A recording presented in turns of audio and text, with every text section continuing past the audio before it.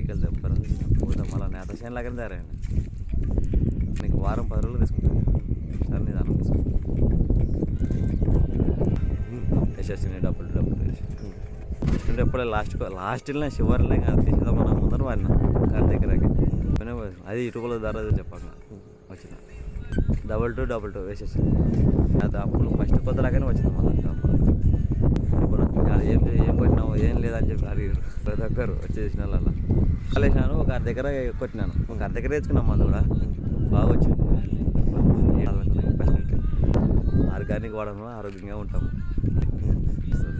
బాగుంటుంది కూడా. మన పెట్టుబడి తక్కువ వస్తుంది, పంట కూడా బాగా వస్తుంది.